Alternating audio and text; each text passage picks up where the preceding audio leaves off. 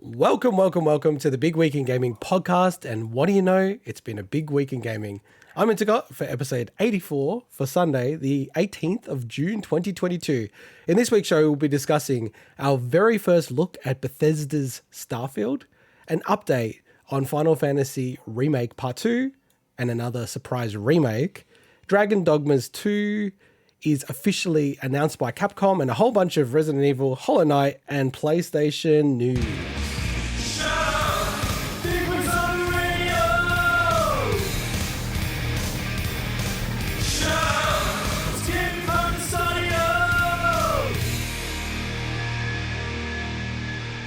As always, I'm joined by Mike.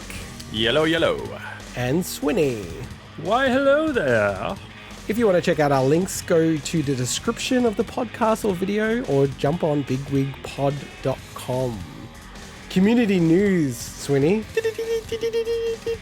Yes, we've had some people out there that are enjoying Mike's antics on the Mike show. is. Oh, really? Yes, well, you've seen some of the comments, Mike. People that are, first of all, asking you where you got your fancy digital mask that you were donning a few weeks ago. I like that. Yes. And I did reply to that. And somebody laughing that you were pretending to drink urinal cleansing, was it?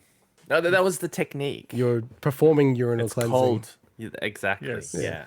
And we've also had some people on your side in the news segments where we're specifically talking about PlayStation 1 emulation on PS Plus, which we'll have an update later in the show, saying, I'm on Mike's side. I don't care about PS1 anyway. And also, suck it, boys. And they're also just putting out timestamps so then people can quickly jump to Mike's point, which I did check out, and it was like, I didn't give a shit about PS1, PS2. I'm like, that's it. That's what people want to hear. Now, if we were just talking randomly about that stuff, it was a man of the people.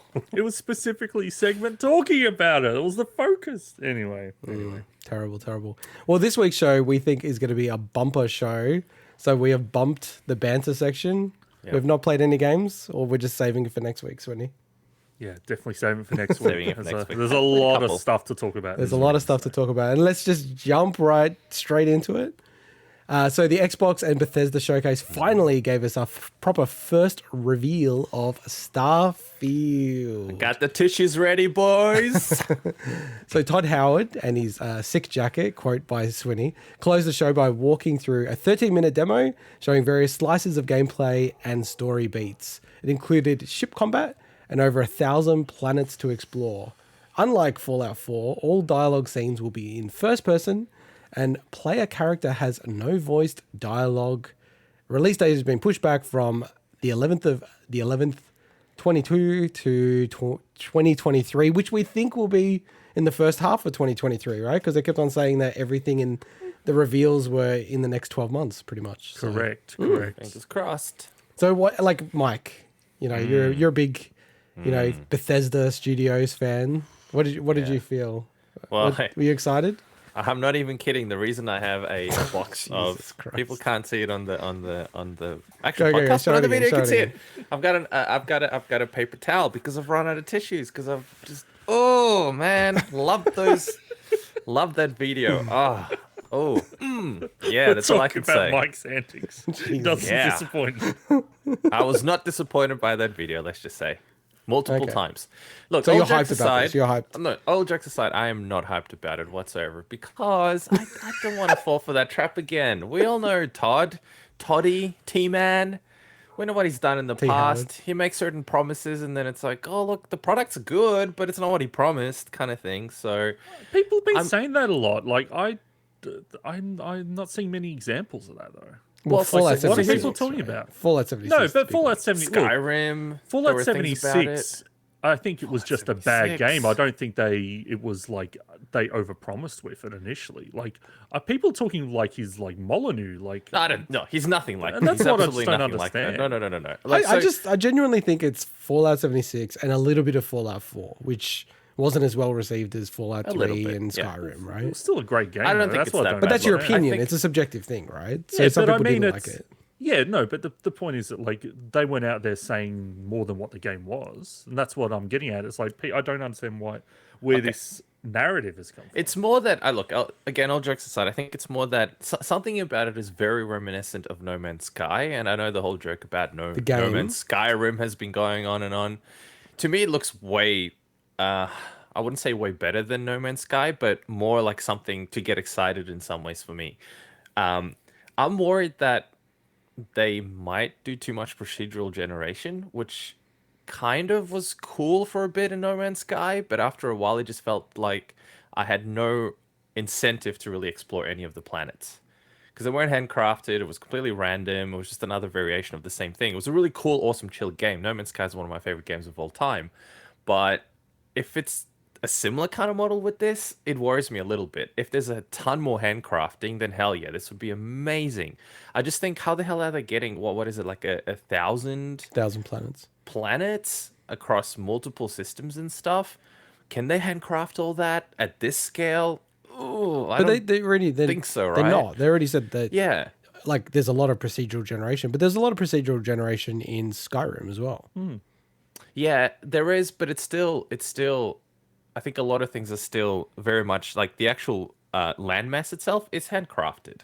It's a proper map that was done. It's not procedurally generated. There was a lot of stuff that was procedurally generated in that game. Not as the full map. The full map, it's a proper full map. I don't think it's. I don't know how to put it. I don't think the full map itself was procedurally generated. Pretty much every open world game uses forms of procedural generation. Yeah, forms. But I'm talking about to the extent of something like No Man's Sky. That's entirely like no one's ever gone to a particular planet and gone, oh shit, actually we need some more trees here, and this path should do this. Yeah. We're also talking about like.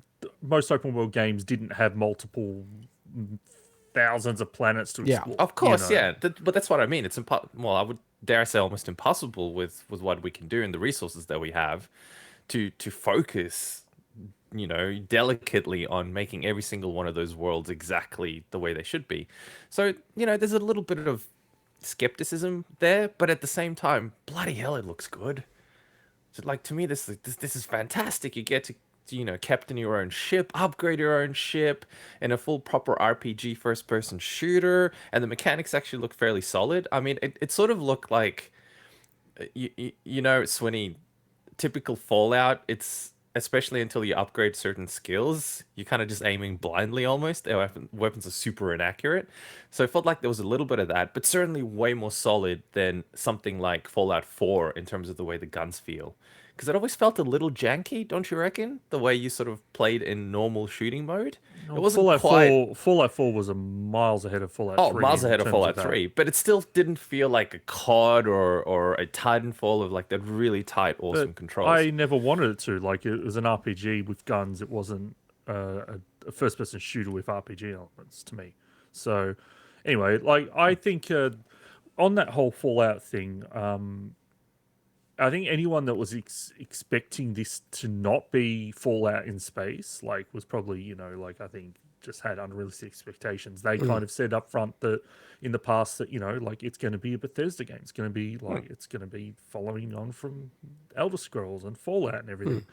But not everyone's going to hear those comments in the past. I can understand people not knowing exactly what this game was, but I think you can just say, well, it's Bethesda Softworks. They make their style of game. And I miss playing these games. Like, I haven't played one of their games since Fallout 4 because Fallout 76 didn't appeal to me, and it's been ages since Fallout 4 came out. So I'm super pumped to jump into another one of those worlds.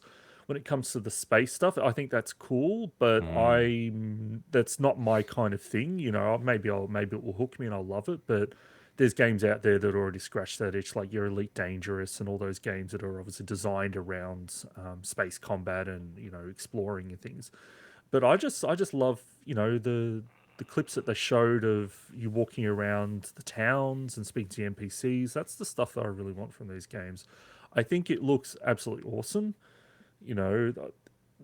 Performance wise, what they showed looked rough in places, and I think Digital Foundry's kind of done a bit of an analysis, but obviously they're analysing a trailer, like they're not analysing a game. But I think that I'd be interested to know what this demo was running on, for instance. Was it a Series X? Yeah, I had that question as well. Yeah, because like you'd expect PC to be a lot more solid performance-wise than what they were showing, but also maybe it's good that they showed something that was, not perfect, because then it gives people realistic expectations. Because that's a good point. Yeah, if that's what it's like, then yeah. How about you? Yeah, and I think this is the benefit of just different opinions. I thought like the demo and the whole reveal, to me, it was super rough. I was like, shit, man, this game looks rough as fuck.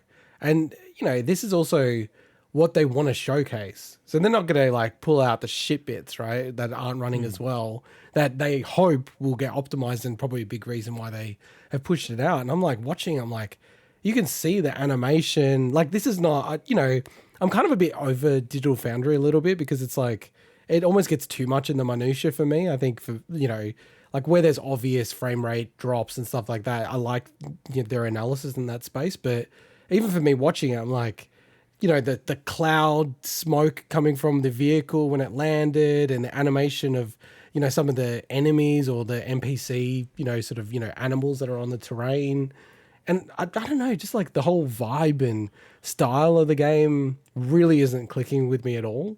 And like, I'm definitely going to play it, but I'm kind of on the same page as you, Swinny. I love sci-fi as a genre in general, but the idea of taking a ship, flying off the planet, going to another planet, doing all that kind of stuff, fighting people in the air, it literally has no appeal to me. Like, damn, I don't know why. That's so opposite to me. Yeah, but it's just I love that shit. Subjective thing, right? Like, of course, yeah. I'm totally happy, like, Elden Ring or Breath of the Wild or whatever, or Skyrim, going across the land. That feels normal for some reason, because it's there's not that weird transition. But going into a ship and then flying off, like, and I've done this in games before, I just don't like it. Like, I just kind of want to get teleported to the next world, and I don't think that's the way this is going to work. Maybe they will have like some kind of system where it's just like you go from one planet, you go to the ship, and then you can skip to the next planet. I'm not sure. Well, do I have a game for you called The Outer World? Yeah, it's literally what happens in it. I actually had almost the opposite worry about this, that I did not see any scenes where you took off and you went through the atmosphere to get to space. They've confirmed that there's no like surface to like space transition. Yeah, it's not like No Man's Sky.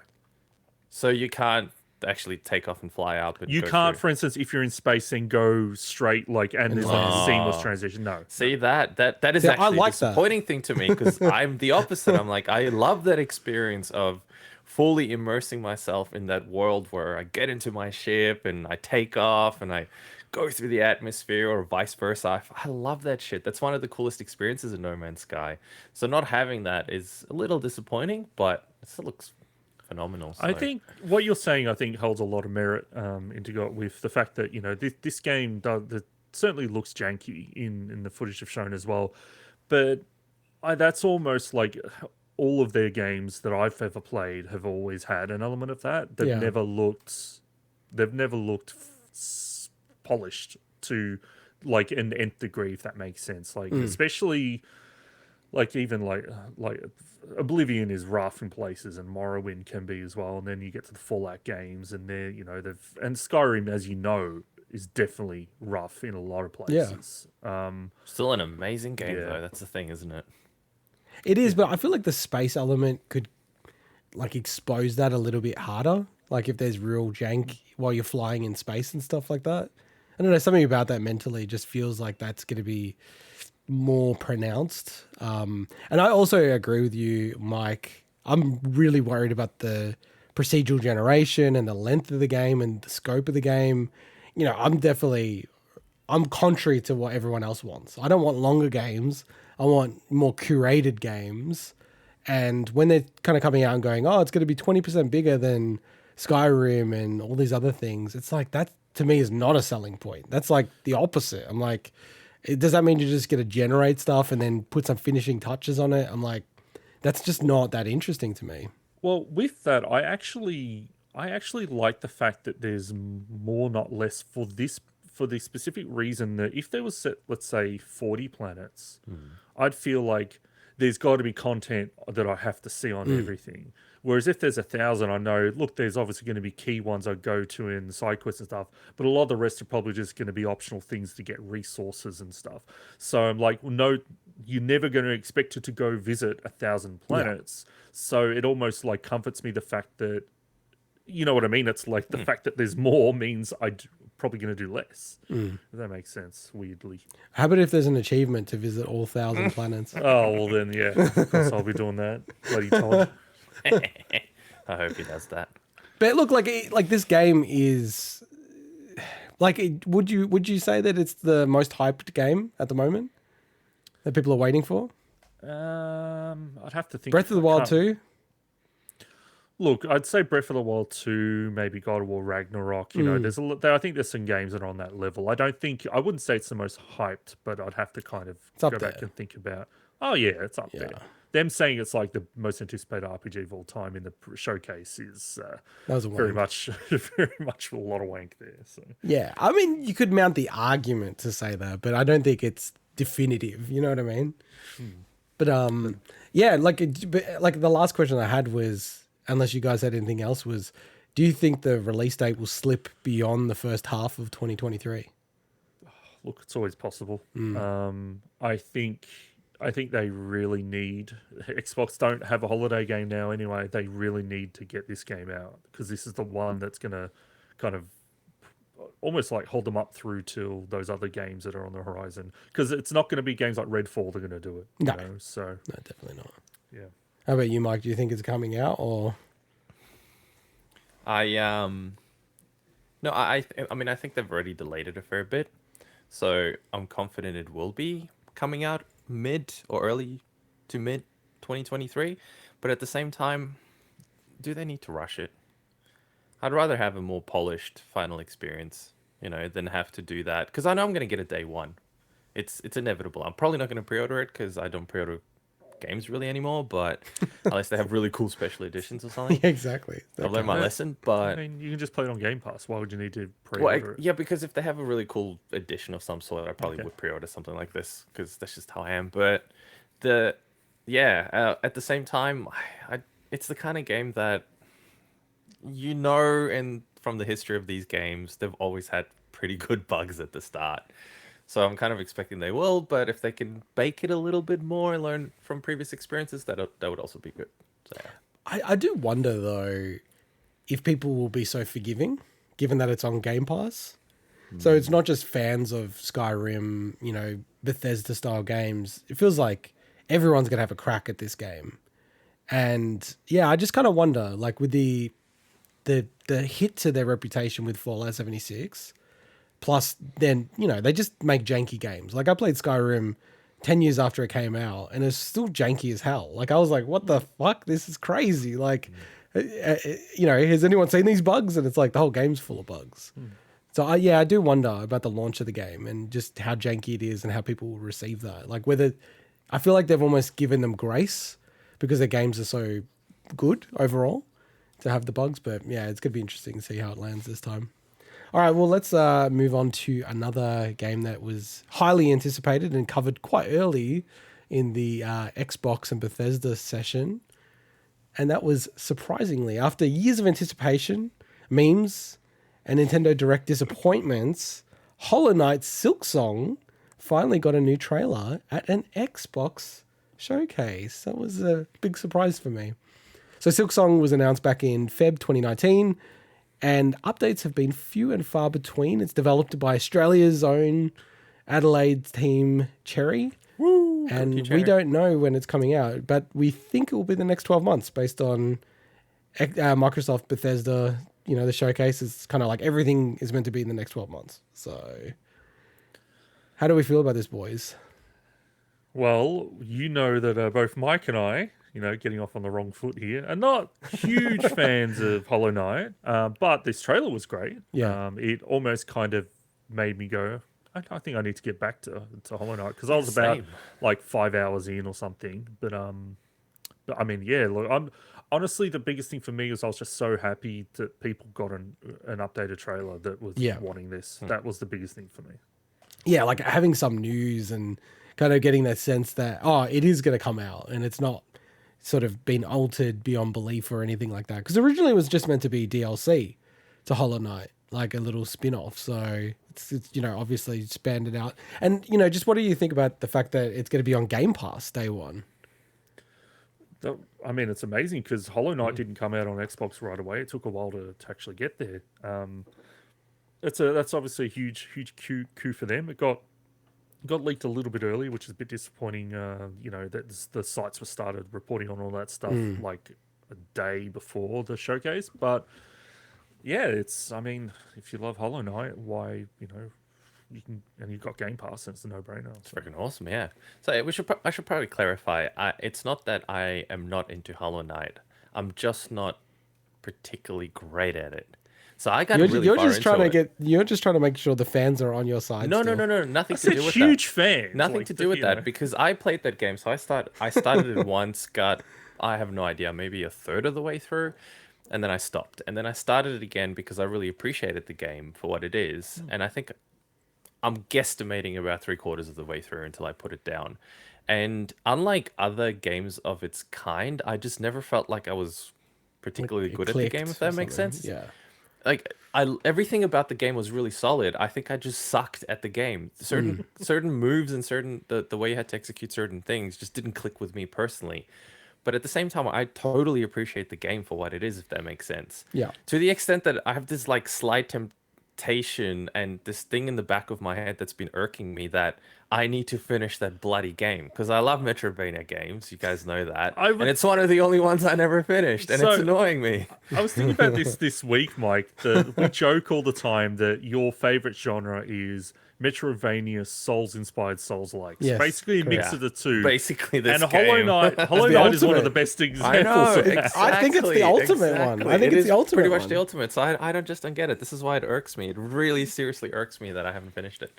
Yeah, I know what it is, Mike. You got to get good. That's all it is. That's all it is. I'm not good at it. I just am not good at it. Hey, can I just say what I like this week is that we look like a line, like starting up from here. I noticed down. That's I noticed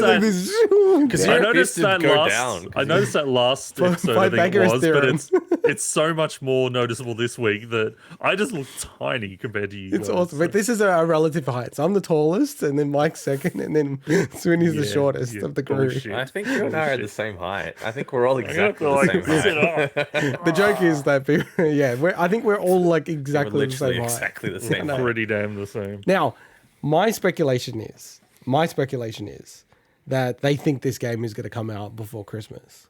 And it's to your point, and for people who just watch the clips, we just spoke about Starfield. Check out the channel for all the rest of the clips on our coverage. But I think, there isn't a big holiday game. So having Silksong in October, November, if they think, maybe they don't want to commit to that date, but if they're talking to Team Cherry and going, what's the possibility here? Can we pay you extra if you hit this date? Game day one on Game Pass. Man, like that's a big coup to me for Xbox. Because again, like I always look at the day one thing and it's like, that's pretty compelling, man. Because if you're going to go buy that game or it's on day one Xbox, you're just like, shit, that's almost a subscription right there for however many months, right? So I don't know. That's my idle speculation that I think it could just come trying out to this year. check, like, did we actually have confirmation of platforms at this point? For Hollow Knight Silksong? Yeah, because I can't see any confirmation for PlayStation. I've definitely seen for Switch they've had they repackaged the ad. So I'm seeing confirmation for PC, Switch, Xbox, but I'm not seeing any confirmation for PlayStation, which sucks. I hope that's not the case because it sucks to be on the other end of it when Xbox is the one left out as well. So it definitely won't come to PlayStation at the start. No way. Because you like straight away Nintendo. Oh wait, am I wrong about that? Actually, no. Actually, sorry. I take that back. I thought I saw a Nintendo. Oh no, they had it ages ago. Obviously, the announcement trailer of yeah. So you don't. I don't think they'd rescind that. That'd be a bit weird. Yeah, no, I definitely think it's on Switch. It's more the PlayStation one. But they'll get it eventually. It'll be like a 1-year deal or something like that. So. But yeah, I don't know. Like, do you think that's viable that they could be releasing it this year before Christmas? I think so. But I also don't. I don't know much about Team Cherry myself, so I don't know kind of in the past how long have they kind of taken from, like the fact they haven't given us a release date yet, I think is to me a bit telling because I just don't know enough about their kind of turnaround in the past. So yeah, but I think also they would not want to put a date out there because their fans are so rabid, and it's a small team. It's like 3 people, right? Like that would be so annoying. Just getting people coming after you all the time. So I don't know. Like my speculation is that they're going to be releasing it this year. They just don't want to say it. So we'll see how it goes. All right, let's jump into the other highlights. So while there weren't any other earth-shattering reveals, the Xbox Showcase did have a few surprises in store. Here are our non-Starfield and non-Silksong highlights. So check out those clips if you want to see our coverage on Starfield and Silksong. First up is one that I'm super excited about. Hideo Kojima's cloud game with Xbox Game Studios. So Phil Spencer introduced a short video of Kojima talking about the cloud-driven title. Kojima, quote, "It's a completely new game, one that no one has ever experienced or seen before. I've waited with the B-roll." Yeah, I've waited a very long time, I think it was, when I could finally start to create it. So there's also a rumor it's going to be called Overdose, starring Margaret Qualley. Is that right? I'm not sure. From in Death Stranding. I think actually the Overdose thing is because post this, Kojima said he is going to be working with PlayStation. And there's always been like murmurings that, he's working on multiple titles in his studio. So I don't think this is the Overdose thing. I think this is the Overdose thing. I think they're also working on Death Stranding 2. I don't even know if they're working on Death Stranding 2. Or at least new content for Death Stranding. Yeah, I thought they said they were. No, Norman Reedus said that we're working on the second one, but he never played Death Stranding. He doesn't even know what the game is really. So he's super unfamiliar with it. So I reckon he could just be saying, "I'm working with Kojima again." You know what I mean? That blows my mind, man. I don't think I could ever be in a game and not play it. Yeah, it's kind of cool. Dude, there's people... whoa, dude, that's me. What the hell? That's especially you, when you are the feature face of the whole bloody thing. No, but dude, there's this blows my mind even more. There's actors who don't watch the films. Wow. So Harrison Ford is oh no, I never watched Force Awakens. To be fair, still, dude, that's kind of crazy. I never listened to our podcast, so I can kind of see that. So just getting back on topic, a lot of the reports I'm reading are pointing this to be. So what's your idea with this not being the cloud title Overdose? No, I think the Overdose one, from what and again, I hate going into the rumor mill territory, but that seems to be more of a horror based thing, right? I don't know.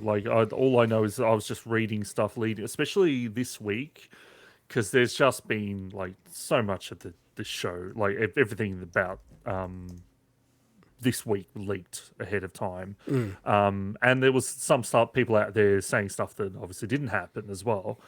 But I just remember just reading stuff that was pointing that. But look, it is what it is. It's a name. It's a person in the game. We don't know what else that really alludes to, that whole Overdose thing. I think this is really cool because if there's anyone I could trust to come up with a really neat concept for using cloud technology in a game, it's Kojima. Given how he's used hardware in weird ways, in 4-4 breaking ways.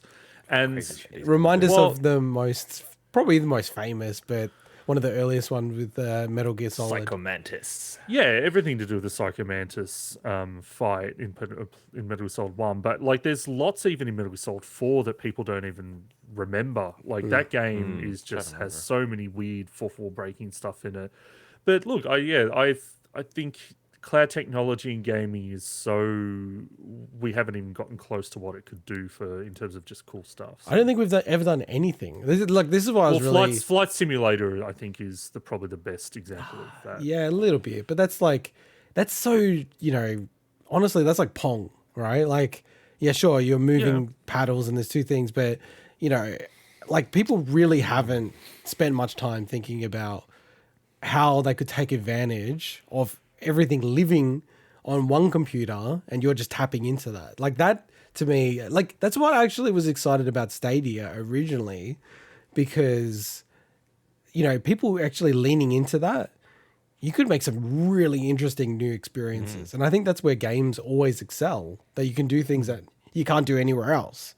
And it's an interactive medium. So for Kojima to be like super passionate, he's had this idea in the back of his head for ages. I always find that these auteur style people, if there's something rattling in their brain and then they finally get a chance to do it, it's always like spectacular. And it could be spectacularly bad or awesome as well. But you just find that like they get so passionate about it. And I'm super interested in what this is going to be. And it feels like it's a long way away. Feels like it's a long way away. Yeah, there's nothing announced on it. Yeah. The only thing I have to add is Margaret Qualley reminds me too much of my mother when she was young, and it makes me really uncomfortable. Mama, and she's called Mama in Death Stranding. And she's called Mama, which is really bizarre. So I'm playing Death Stranding, I'm like, oh my god, this is just weird. Mama, mother, mother. Oh god. Yeah, no, I'm super pumped about this, and honestly, this is like, I'll say this. If this is only playable on Game Pass, I'll resubscribe to Game Pass to play this game. That's how like excited I'll be about this game coming out. Other big news, and kind of a bit of surprise for me at least, I didn't know if this was rumored or whatever, but Riot Games and Game Pass. So Riot Games titles are joining Game Pass. Yes, all of them. So League of Legends, as well as all the champions being unlocked. League of Legends Wild Rift, again, all champions unlocked. Legends of Runeterra, Foundation set unlocked. Team Fight Tactics, Little Legends unlocked. And then finally Valorant with all the agents unlocked. So on a fresh account, at most, these inclusions could cost up to $1,500 US. So League of Legends Wild Rift also marks the first mobile-only title to be added to Game Pass. So, but these are all still PC, or mostly PC, right, Swinny? So Wild Rift, I believe, is mobile only. The rest, some of them are PC and mobile. Now, that's on a technicality in terms of the first mobile Game Pass title, because the games are free to play. So it's more, okay, it's an inclusion in Game Pass. It's just, but to me, when this completely came out of nowhere for me, and I'm not a fan of these games. I don't think I've ever played any of their games. Don't think Valorant's a fan of MOBAs. Valorant's the closest one. That's like hero shooter, first-person shooter. Yeah. But it's like this came out of nowhere, and to me, this was, in terms of new announcements, probably the biggest one on the show for me in terms of the impact it can potentially have, because the community for these games, especially League of Legends and Valorant, are just absolutely massive. And the fact that essentially, for anyone that's jumping in on a fresh account to say, well, you can either spend these, like piece by piece and, take forever to unlock or whatever, the amount of money it takes, or you can just sign up to Game Pass. Like, it's a huge, I think, get for this. Now, it could turn out to be much of nothing, but I think this is a pretty big power move from Microsoft to align with Riot Games, considering how big they are. So, yeah, look, when I first saw the Riot Games stuff, I was like, oh shit, are they going to get League of Legends on Series X? I was like, that's kind of crazy if they do that, which wasn't the case. But I sort of don't really understand this. And maybe, I don't know, Swinny, do you understand the technical detail? If I've already got a League account and I would have made a lot of purchases, can I like unlock, the champions in League that I may not have unlocked, but still retain my own account? You know what I mean? I mean, I imagine you'd be able to, because otherwise they'd have a lot of very unhappy current players. Well, yeah, that's what I mean. They can't do that. Yeah, I think it would just be the case. They're not going to be able to get discounts based on stuff they've already purchased. But yeah, of course. That $1,500 amount, that's I really emphasize the at most, because there's, I'm not familiar with these games and all the methods you can go to unlocking a lot of this stuff in different ways. But there were people out there doing calculations that if you essentially did the bare minimum and essentially just purchased, like almost like the wholesale price, not the wholesale, but like the RRP price, then it's essentially getting close to that amount, which is a wild amount of value for people that are into these games. That's a really good amount of value for into those games, yeah. But it would be, I think, you're right. Like, if they turn around, I think Valorant, for instance, Valorant on Xbox would be, like a really good thing for them to get eventually, because that makes sense to me more than a MOBA. But I think it was a really big announcement that I don't really care about, but I care about enough to talk about. So. I'll definitely play Valorant. Like, I don't mind hero shooters. They've never fully clicked with me. Like, I've always tried Overwatch. It's closer to but it's closer to like Counter-Strike than Overwatch. Yeah, but that's a positive to me. That's a positive. Yeah. So, yeah, and like honestly, the whole operator thing is the same as Rainbow Six Siege.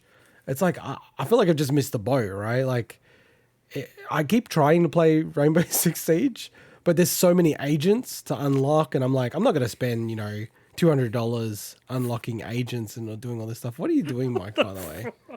For people who are listening to the audio, ripped a hole in his t-shirt on camera. Ripped a hole in his t-shirt. Sorry, my cat put some holes in it, and then I kind of made it a bit bigger. Oh. Sorry. Yeah, I'm just checking as well. It does seem like you're able to link your account, so which makes sense, right? That'd be insane if they didn't allow you to do that. No, because the thing is, like, just like the EA stuff on PC, like, this is all going to go through Riot's, like, infrastructure for this. It's just you'll obviously just link the account, as you said. So. Yeah. So you wouldn't play Valorant with me, Swinny? Look, you struggle to get me to play games I want to play.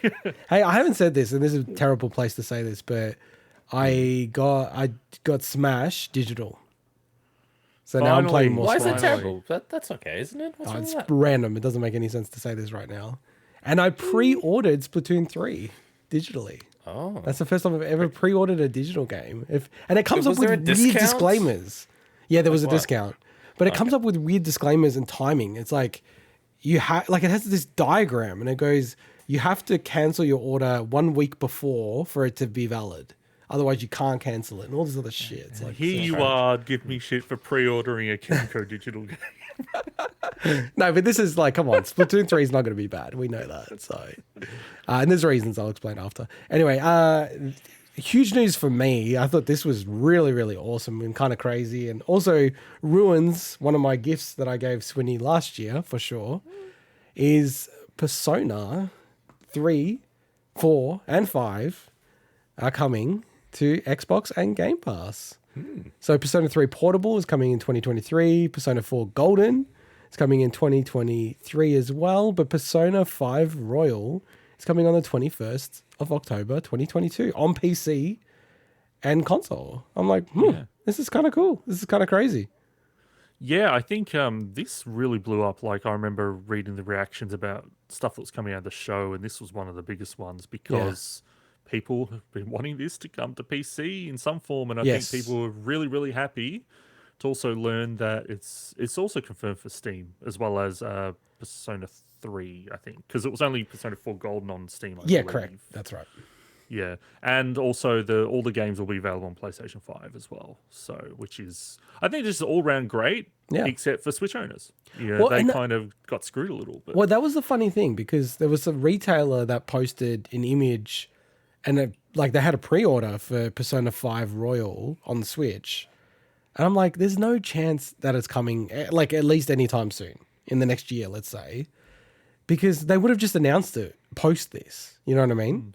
Like, just as they did with Steam. So I don't think that's happening. But no, it's mad. It's really good news. I wonder if the eventual hopeful Nintendo Direct, maybe they've been told to not mention the Nintendo Switch.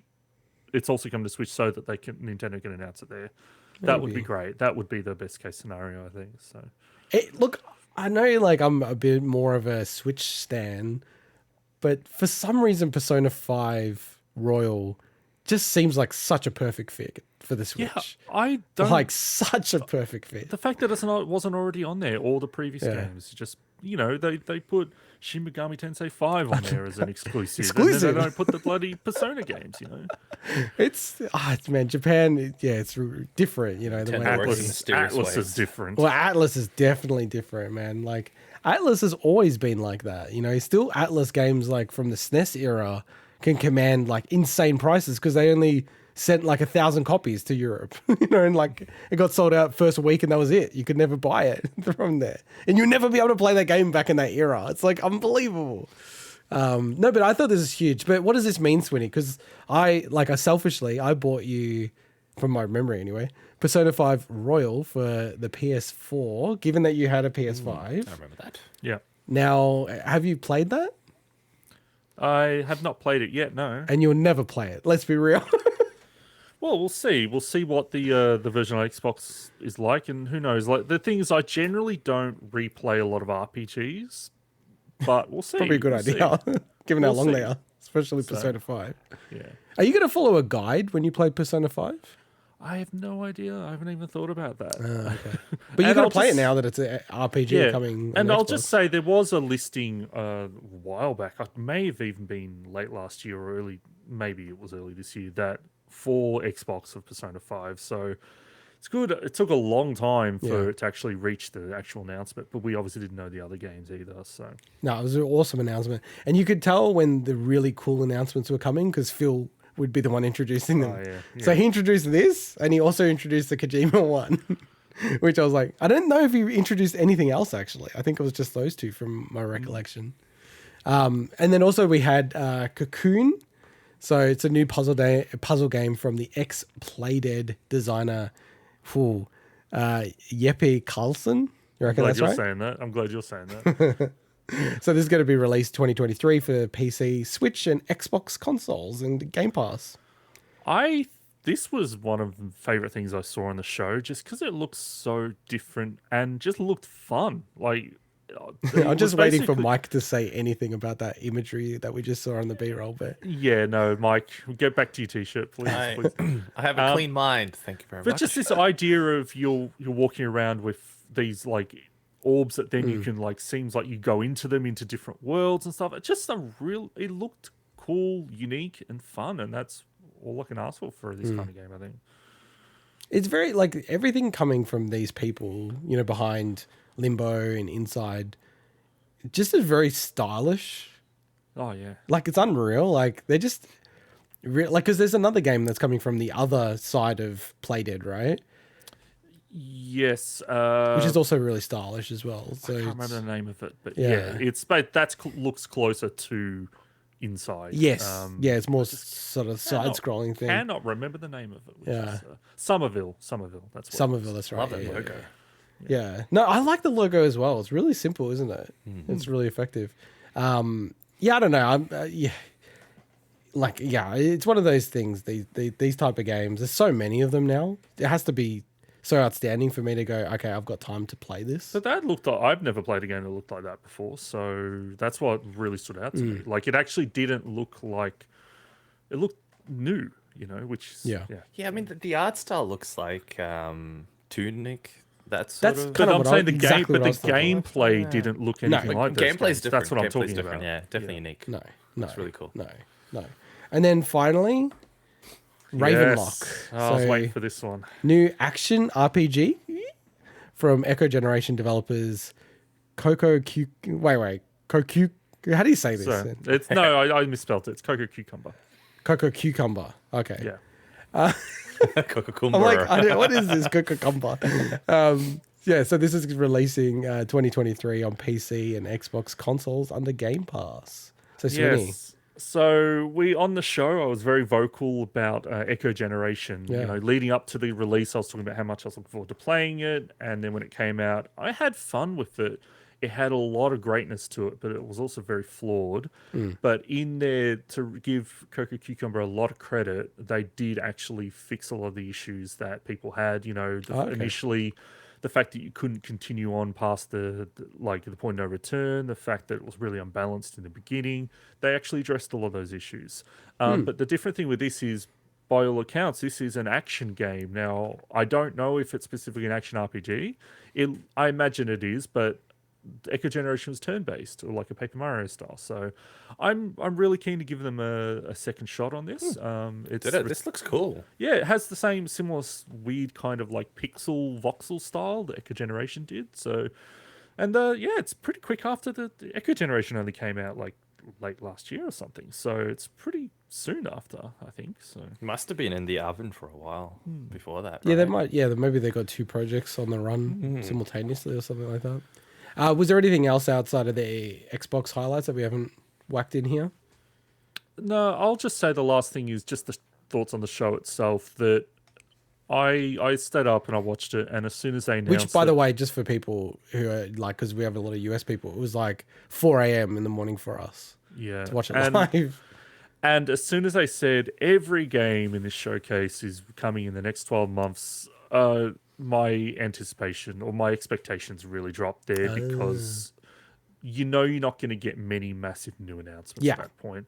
But with Xbox, look, it was bound to catch up to them at some point because over the last 2 years, they announced so many new games that are still on the way that you just can't keep adding to that pipeline so much. But I feel what was really missing from this show was a lot of third-party heavy hitters. Now, they did have third parties represented, but it was like Diablo. It was kind of like games that, again, they weren't new reveals, and I think that was really missing for me. It's like you didn't have something on the level of, because I think Elden Ring, I think the very first trailer, I think was at Xbox. I think the very first one was. Oh, the very first trailer. The very first trailer. So I'm fairly certain it was. But anyway, that you didn't have any new third party. So I was a little disappointed there, but there was a lot of cool stuff shown overall. So It's weird because you're the Xbox stan, but I actually, to me, I'd almost like say this is like a 9.5 out of 10 because I was so sick of Xbox just hyping up new games and, oh, here's this game that's coming. Oh, here's Perfect Dark, blah, blah, blah. And when they were like, oh, this is going to be almost all gameplay coming out soon on Game Pass, I'm like, and pretty much everything's on Game Pass is on PC and like console, like Series X.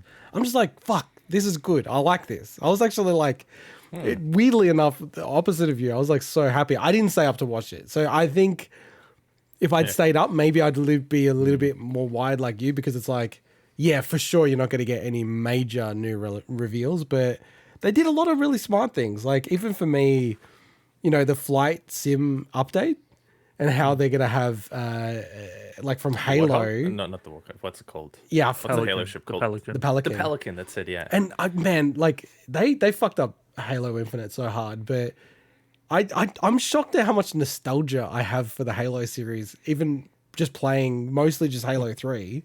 When the music kicked in and like it started to pop up, I'm like, fuck, that's so cool. Like I was like fanboying out on it. I was like, damn, that was cool.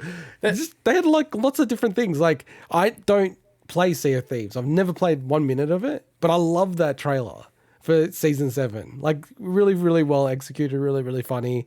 Diablo 4, like I'm guessing it's going to be by the time it comes out on Game Pass, right? Like they couldn't confirm that. That's what I was wondering too. Yeah. They didn't confirm it or say anything, but possibly, yeah. I'm hoping so. too, and I think it's cross-platform as well, so you can play with people on PC. I mean, I think that decision will really rely on like obviously the acquisition coming, the timing, line and everything. Yeah. So The Pelican, by the way, to those, it's already out, so you can already fly it. I think is pretty much right after the announcement. It's really cool because apparently you can hover with it. So a mate kept sending me shots of different houses and stuff or different places that I know of. Because you can just fly to it and just hover and stop. Which normally in a game you can't because they're planes. You can't just, stop a plane in midair. But you can. No, I think you can. Go. Yeah, you can because you can go into drone mode. And yeah, because I've done that before. Yeah. Yeah, but the problem is my plane was still flying while I was in drone mode, and then it went and crashed somewhere. And I was like, oh shit, where's my plane? So no, like overall, like I think they did a really good job. To me, out of all of the presentations, I think the PlayStation one was the strongest. I know that wasn't like technically whatever you want to call this period of time, not E3, but I think that was the strongest. But I honestly think the Xbox showing was up there with the Sony one. Just didn't have the exciting sort of new reveals and things like that. So, all right, let's move on from Xbox and move into Final Fantasy VII. We had the 25th anniversary showcase, and Square Enix gave us some massive updates around Final Fantasy VII Remake, Part 2, and another completely unexpected remake. So they showed the first trailer for Part 2, which is now called Final Fantasy VII Rebirth. It'll be coming to PlayStation 5 next winter for the US. So what timing is that for us? Why do you think I just wrote that? Summer for us in... Wait. I'm like, I can't be bothered figuring this out. It's very late. I'm just going to write that. Okay, so it's 6 months away-ish. No, I believe it's not talking about this winter. I think it's talking next winter. Oh, wow. That's a huge gap. That was my understanding, but I could be wrong. Well, it's summer right now, so next winter. But that's what I'm thinking, like, not the upcoming. That was my take. But yeah, that makes sense. Yeah, so like towards the end of the end of next year. Yeah, that makes sense, actually. Yeah. So the end of 2023. Fuck this, like, seasonal shit. I know, I'm so over it. Just say Q1, so Q2. Come on, or late. Just say mid or just late or early, early. mid, Fuck. late. That's it. They miss these dates all the time anyway. So they should just say ballpark, end of 2023. Maybe they do this because then they can say, oh, no, we meant next is next year. Oh, yeah. Oh, of course.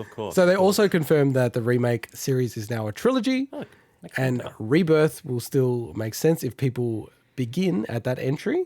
And gotta have a damn hell of a recap. That's a good recap. That's a good recap.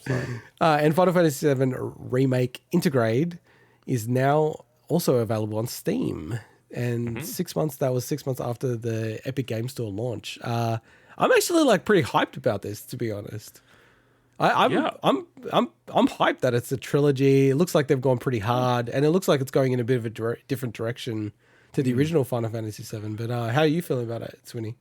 So the fact that they're going in a different direction means they've got a lot of leeway now to not have to do everything that the original game did. Yeah. So if they want to skip sections that maybe people don't, then not everyone's favorite section, they can just say, well, it wasn't part of this new direction they're going with the story. And because the question was always, how the hell are they going to replicate the amount of locations and story beats that all the games have in, like, when the whole first game was just Midgar. I think that it's very easy to do that with a new direction. And I think the title's fantastic. I'm so glad they didn't call it Remake Part 2. I think it's mad. Is a great one. And they already used the reunion title for the game we're about to talk about, but I would have probably called the third one Reunion. But we'll see what they call the third one eventually. So, well, let's Rethird. Let's speculate. Let's speculate. Well, like, what do you think the chances? What do you reckon they're going to call it, the third one? I don't know. It has to have an R. It has to start with an R, doesn't it? Oh, no, it's going to be RE for sure, right? I mean, it's very square if they don't do that, actually. They go remake, rebirth, and then they just say something else. It's probably going to be a word that doesn't exist, like, what was retard? Whoa. Like revengeance, like... I had a good one before. Yes. Revengeance isn't a real word. Revengeance is not a real word. No. Oh, okay. When have you ever heard the word revengeance outside of Metal Gear Solid Rising? Maybe I'm gonna say Metal Gear Rising. Reform.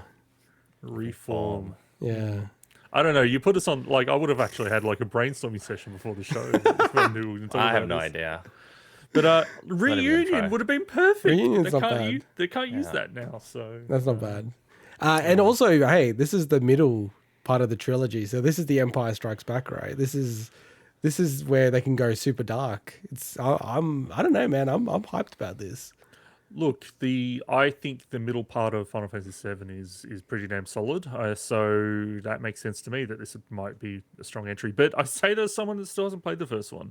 I'm likely going to wait until all these games are out to play them. And when they come to Game Pass. That's what I said when the first one came out. I'm just going to wait till the trilogy comes out, and I'm just going to buy all three at once. But obviously, I still have hope that they will eventually chuck them on Xbox. It seems unlikely at this point, but who knows? Who knows in the future? It's on PC, so who knows? Well, yeah, the way it's all working, it feels like they will come to Xbox eventually. It's just how long you get to wait, right? Yeah, just given outside of the online titles, like the fact that all recent Final Fantasy games have generally been on Xbox, and we'll talk about one in a second that's also on Xbox. It's like, it's just weird. It's obviously the relationship with Sony and some good money there, but yeah. Well, I think Final Fantasy VII, and I actually think this is very good marketing from a PlayStation brand perspective. Final Fantasy 7 is so linked to the PlayStation brand, like 7 itself, right? Yeah. Like even the story about it going from 64 to PlayStation, everything like that. So I think like them paying extra to lock it in, even as a console exclusive, timed exclusive, to me is just like a genius move. Like that's worth the money. Like, and it doesn't seem like they're paying that much for it potentially, but yeah, it might be after the third one comes out, like maybe 18 months after the third one comes out on Xbox. Well, they said they've started some production on number 3 already, so interesting. But that surely that's going to be like 4 or 5 years away. I have no idea. Or well, even given longer, given right? this one is End of next still a year. year and a half away or Yeah, something. So yeah, it could be like 6 years away. But I'm glad that they did that because the first game they went so crazy with it that I'm so glad that they didn't just drop the ball and go, shit, this is like too much. Like, let's just make one more. Like 3 seems perfect to me. So, and let's talk about the other announcement that we want to talk about, which is Crisis Core Final Fantasy VII Reunion, which would have been a good title for yeah, the last one. So it's a complete visual overhaul of the 2007 PSP spin-off with full voice acting and new musical arrangements coming Q1 23 on all platforms. yeah. This was. There were some people saying that this apparently had some rumors this was happening. I had no idea. I had no idea. And I never had a PSP, never got a chance to try Crisis Core. It is actually well regarded. Pretty good game, yeah. Played Yeah, it. and like what they've done graphically is crazy. Like I don't know for sure, but it looks like it's running on the bloody same engine as Remake because it's like the models. all look I the don't reckon same as and good as that. Not quite as good. Yeah. but like it's It looks good. Don't get me wrong. it's It like doesn't look just that like level, though. I don't know, like that. What if they? It's clearly not the original engine. This is basically like a Demon yeah, Souls of course. approach, because it seems like battle system wise and voice, like even the voice lines in the cutscenes, like it's all like a 1-to-1. It's just a complete visual overhaul in that way. But I think this is awesome, and I'll finally get a chance to try Crisis Core. So Yeah, it's an important part of the story as well. So, no, it's really cool. I saw this on Switch because, I subscribe to a lot of Switch channels and things like that, and it was popping off, and I was like, whoa, okay, that's really weird how they're releasing this. Really confused on what they're releasing and not releasing on the Switch these days. But it does feel like the Steam Deck is becoming now the platform of choice to show off. Like even, I know we've already passed a bit, with Final Fantasy VII Remake Intergrade, they specifically are like, hey, it's playable on the Steam Deck. Like that thing is getting so much traction, it's insane. I can't wait to get some pre-order in Australia in 2 years from now, Mike. If that.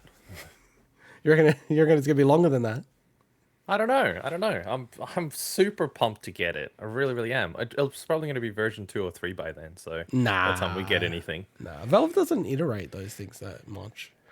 So we'll see. all right, let's get into something that Swinny was a bit excited about. a bit. So after years of waiting and weeks of teasing, Capcom have finally officially announced that Dragon's Dogma 2 is in development. Do you want to take it away, Swinny? You're very excited. Do you man. need the box Hell of tissues? yeah! Yes. Look, we talked you about go. this a few weeks ago on the show. The fact that they were doing this whole 10th anniversary thing. Then we're like, okay, all signs are pointing to Dragon's Dogma 2. All the previous leaks from Capcom and then Nvidia were saying that Dragon's Dogma 2 was happening, but we hadn't heard about it yet. Then we knew that Capcom had a showcase lined up for this non-E3 week, and in that showcase they had a segment for Dragon's Dogma where they said, "Hey, check out our video later in the week that's going to have like a bit of a deep dive into the history over the last 10 years of Dragon Dogma." So I knew at that point, look, they're not going to have a special video without something for it. So what they did is, it's actually a really cool video if you're into Dragon's Dogma, because it talks about the director Hideaki Itsuno and how the previous games he's worked on then influenced the eventual thing that became Dragon's Dogma. Like he talks about working on like rival schools and all these games, and Devil May Cry and Street Fighter, and how that influenced, together with his love of like traditional like Dungeons and Dragons and things. But the funny part to me, and this is becoming his thing, that at the end of the video, they're like, okay, special announcement. Then he unzips his jacket, and then the two other developers that work in the video also unzip their jackets in a really like ridiculous stylized Cringy. camera cuts. and they had T-shirts that said Dragon's Dogma 2 on it. So, so basically, the only thing we know about Dragon's Dogma 2 is the we got a logo for it, which is always nice. But the fact that it will run on the RE engine, which is expected because basically all of Capcom's games these days, including Street Fighter 6, are on the RE engine. So it's a good damn engine, by the way. Oh hell yeah! It's a freaking good engine. I mean, this is an open world game, and I don't know if they've done an open world game in that before. I'm not sure. I can't remember if was Monster Hunter Rise on the RE engine? I think it was. It is. So I think that's the closest thing. Yeah. I don't know what engine Monster Hunter World was, but not the RE engine. Yeah. So, but look, this is awesome. What can I say? There's not much to talk about other than the fact that I love Dragon's Dogma, and I'm so super pumped to play more. We probably won't see it for a long time, but at least we know it's happening. It's really have they changed the genre? I mean, the game looks amazing. The characters look super real, but is it like just set in the office with a bunch of people? You're an idiot. Have they changed the genre? I don't understand what's going on. Anybody watching probably saw my face change there as I realized what Mike was doing. I didn't get it at first either. It is not a Capcom development office simulator, no. Oh, okay. No. Again, for Mike, for people, because people listen to the show only, don't like necessarily watch it. We're showing the B-roll of all the Dragon Dogma 10th anniversary stream. And there's a lot of talking head in it. So I have to say, like, when they're showing Street Fighter 2, man, that game, that fucking game is so good. Oh, like that, I now when I really think about it, I find it really hard to not put that in the top 10 games of all time for me personally. It's so influential to me as a kid. It's just like, fuck, I love that game so much, man. It's so nostalgic for it. When I see it, I'm like, damn, man, that game is so fucking good. But anyway, yes, very happy for you, Swinny. Very happy for you. Thank you. Congrats. But we have zero idea of when this is coming out, right? All my hard work paid off. Last thing just on Capcom, though. They had a lot of announcements. I mean, we're about to jump into something next. Why the fuck did they not just have Capcom Showcase? Like, that's strange to me. Yeah, I wonder they just think about it. Like, there's many more people watching a State of Play than they're going to watch a Capcom Showcase. Yeah. And I think with Dragon's Dogma, they wanted to tell that bit of a story lead in, because otherwise I'm like, why not just announce it at the other thing?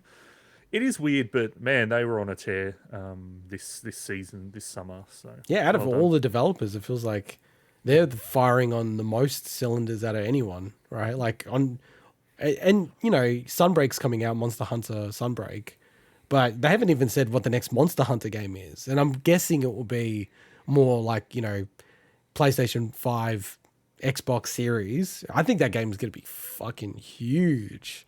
Like Monster Hunter 7, will it be? I'm not even really sure how they're going to classify it. All right, let's jump into the next bit of Capcom news. So Resident Evil. So as expected, Resident Evil was a focal point of Capcom's showcase this week, but they made more than just the RE4 remake up. They had more, than just, I'm like Anchorman here, than the RE4 remake up their sleeves. So first, they announced the gold version, DLC for Resident Evil Village, which contains Shadows of Rose DLC. Takes place after the main story, played in third person. Third person mode for the main campaign, and additional characters for, is this mercenary modes? Yeah, Chris Redfield, Heisenberg, and Lady Dimi. Wait, you say this word because you're. Wait, is it actually Heisenberg? Well, they don't pronounce it like Romanian pronunciation. But how do you properly say it, Mike? Dimitrescu. Lady Dimitrescu. Yeah. So it's coming 28th of October, and then Rebiirth multiplayer title will also begin service on 28th October. Mike, you are the Resident Evil man here. I am excited about these updates. Kinda. I mean, third-person campaign. Like, I think I've said on previous episodes that I like that it's switched from third person to first person. So I'm a fan of the new format, but at the same time, it'd be interesting to kind of play it in first person again, in third person again. I don't think I will because I've gone through the campaign. I've done everything you can possibly do in it, I think. But the DLC, on the other hand, could be really interesting. So I'd love to get my hands on this one. something about the third person perspective in Shadows of Rose didn't. I don't know. It didn't feel quite right. I don't know why. Just something about the way the character was moving and stuff. But hey, it could just be the way the scenes were. I have no idea. So yeah, I'm kind of looking forward to this. I never actually played the DLC for Village. So one Resident day, Evil 7, you mean? Resident Evil 7, sorry, for Village. For Resident Evil 7. So I do actually want to go back to that one too and play it. Finished obviously the main campaign and everything. But the problem with all of these games is you play the main campaign, finish it at launch or something, and then they release these DLCs a while later, by which stage I've moved on, and I'm like, oh, do I need to is it a completely separate thing? Is it at the end of the game? How do I get into it? And I just never bothered getting into it, unfortunately. But I'd be keen. I definitely want to see what it looks like, at least in third person. So, well, it's kind of funny because they're also making the VR, like PSVR 2 version of Resident Evil Village. So you're then going to have like three specific ways to play the game. Like in third person, first person, in a VR mode. VR would be the best though. Oh man. I think I'm going to hold out now because I'm like, I'd be super like sad if PSVR 2 doesn't have a PC mode. I mean, it's totally might not have a PC mode, right? Possible, but I probably will get it anyway because I refuse to buy Oculus. I fuck Facebook. I hate Facebook with a passion. With the third person mode, I think that like such a cool thing for them to do. Even if people, not everyone's going to want it. Obviously, you have to pay for it. It's not a free update or anything.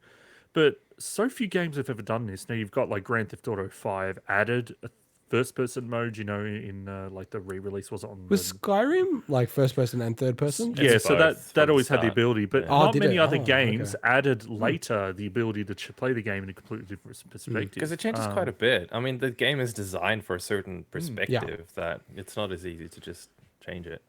Yeah, because think about it, they'll probably have to redo certain animations, especially when enemies like grab you and attack you and stuff. So yeah.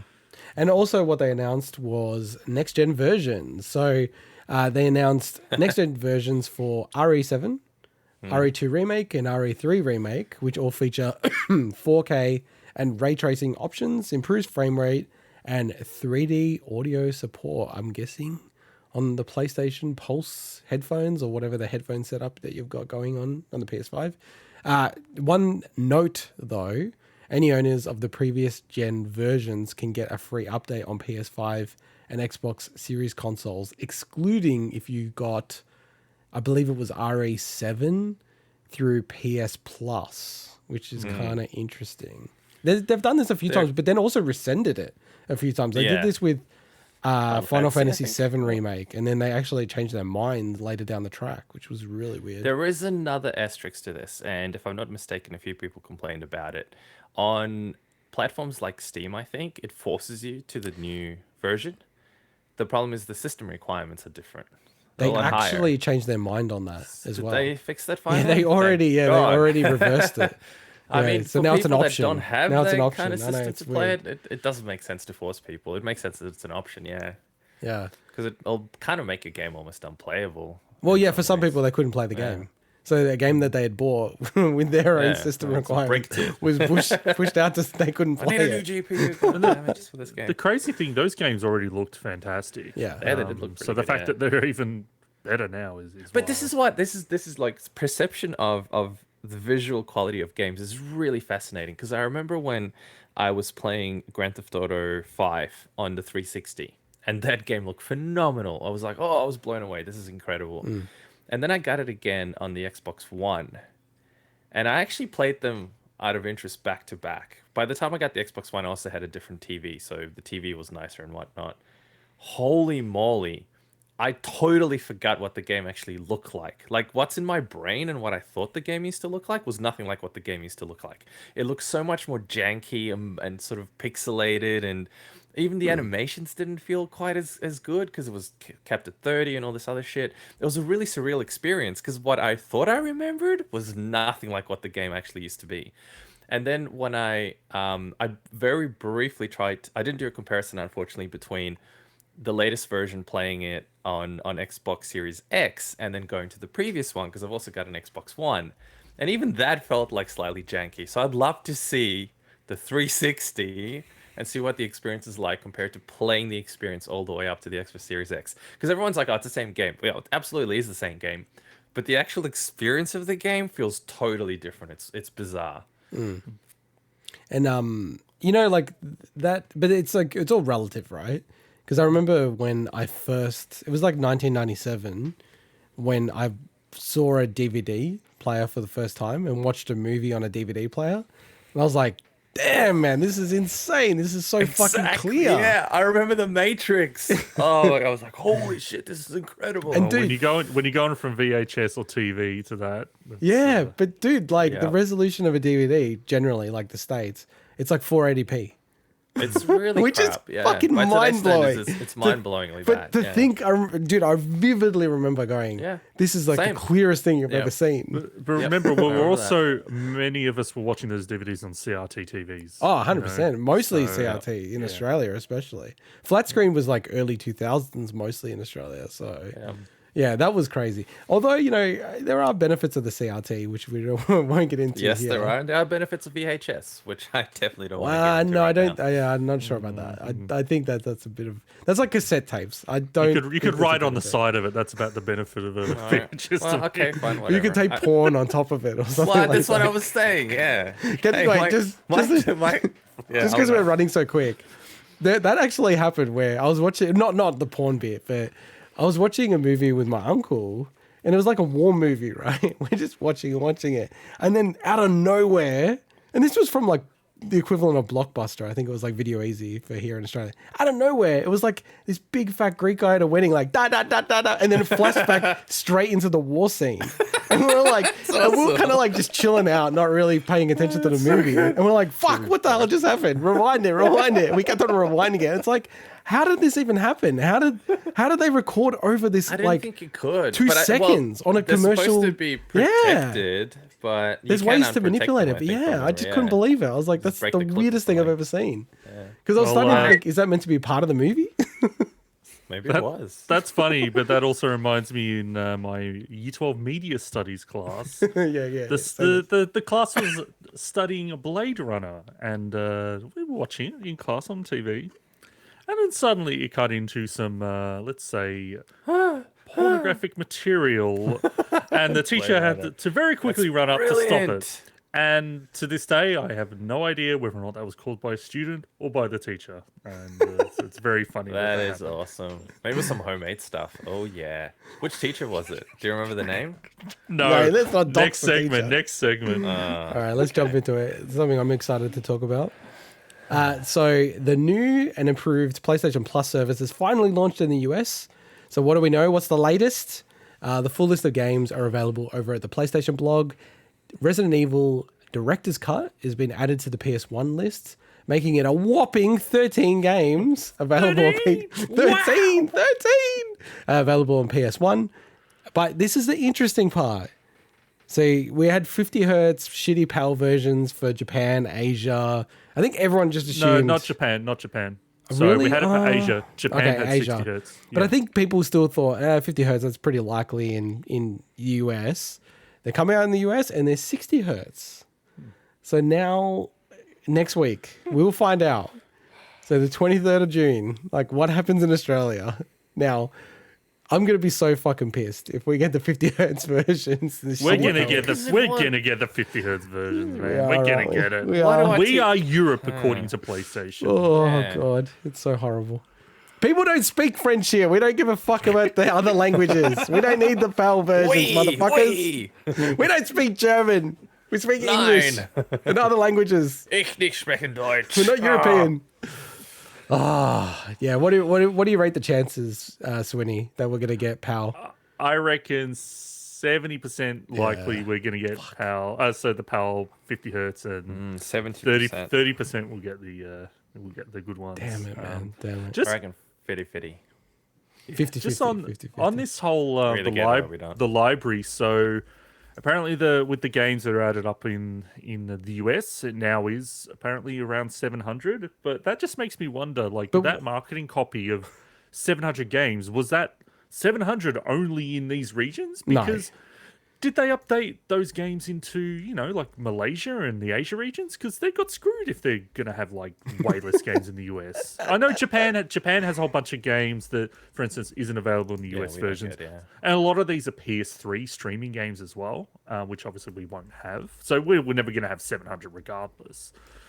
But it just feels like really shitty if they're not up to 700 in all the regions that have, access to the streaming. So. But what I still don't get about it is who walked away thinking there's going to be 13 PlayStation 1 games when they announced this? Biggest load of shit. Now, obviously, they're going to increase the PS1 games on there because, like, I like some of these games, but that as the representation of PlayStation 1 is just shocking. Like, no Twisted Metal PlayStation 1 games. They added Resident Evil, which is at least a well-known PlayStation 1 game, but there's no Ridge Racer. Do they have nothing like that? Independence Day? I don't mind that. No, there's some PlayStation games I'd love to play, like PS1 games, but also where the fuck are the PlayStation 2 games? Aren't they all just the remakes on PlayStation 4? I don't think we're ever going to get normal PlayStation 2 games, man. What? I don't think we're going to. I think it's just going to be those ones that got released on PS4. I think so. But that's so weird. I'd love to be wrong. I don't know. The whole thing just seems like a total clusterfuck. I don't understand. I understand them merging PS Now and doing all that kind of stuff, but the way they've done this is so odd. And also, it's just, by the way, exactly what. Okay, I was just reading it quickly. Yeah, they are. They're just the ports of the PlayStation 2 games that have been ported to the PS4. It's really strange. Now, to flip back away from the negative side, there are a shitload of good PS4 games that's true. in this service. Like, a lot of great games, including a lot of Eurojank RPG games I love and stuff. So I'd be a hypocrite to say that, there's not great games in there. I think it's just those elements we talked about that are a little disappointing. But for you, it makes a lot of sense because you don't have a huge PlayStation library. Or a penis. Why? What? Mike. All right. I'm going to stop the show right now, right? What? I'm going to break down the mental decision making that Mike has when he decides to throw that comment out there. Well, what came to your mind? Why did you? Your penis came to my mind. And but I'm like, wow. Why do you relate that to the PlayStation PS Plus library? I'm struggling to understand, man. Help me out. Because in my brain, I guess I relate the word big with penis. Thank you. So no, but we were talking about how small his collection is. Yeah. So do you have a word association? I'll take that as the interpretation of why you thought about it. Thank you very much. Yeah, no, you've given him a pot shot, and then you've actually complimented him. I think when I was a kid, thonk, I was dropped on the head, dropped on the microphone, on the head in a Romanian barn or something like that. Yeah, okay, but are you going to subscribe to this next week, Swinny? Definitely not next week. They need to add more. The classic games into Talk Me. And the thing is, right, you don't have to pay for the tier that has the classic games, but you are specifically paying additional amount to play those PS1 and PS2 games. And there's just it's really poor. The PS2 games, if you're okay with the PS4 versions, aren't too bad. But it doesn't make any sense actually when I think about it more. When we talk about Australia, we're paying more, not as much as the US, let's be clear. So you know how there's going to be 3 tiers, and I've always forget the names of the tiers. They're horrible because it's named differently in Australia than it is in the US. Premium. It's extra, premium, and then I believe deluxe in the US, and then I was right. something different in Australia, right? Trying to look it up. Yeah, no, I think deluxe is the one we get. Is it? Oh, so what is the US then? I'm just trying to find when we had all the. Don't say it's premium for the top tier one, is it? That'd be awesome, actually. Man, how long ago did we talk about this? It is called premium. Yeah. Oh, it's essential. Shit, essential extra premium. Okay. Yeah, okay. So deluxe is ours is deluxe. Crappy third tier without the street. Yeah, but so what do we get? So we don't get PlayStation 3 because the premium tier for the US is the classics collection and PS3, right? So And basically, then game trials. we're paying an extra $20 a year if we want to play those PS1 and PS2 games. But the PS2 games are the ports to the PS4. It's bullshit, man. But in saying that, I mean, it's bullshit, but there's also games in there I do want to play. Sure, but not like, I don't know, man. I never in a million years guessed it was going to be 13 PS1 games. Like, that's so farcical. Yeah. Like, it's unbelievable to me.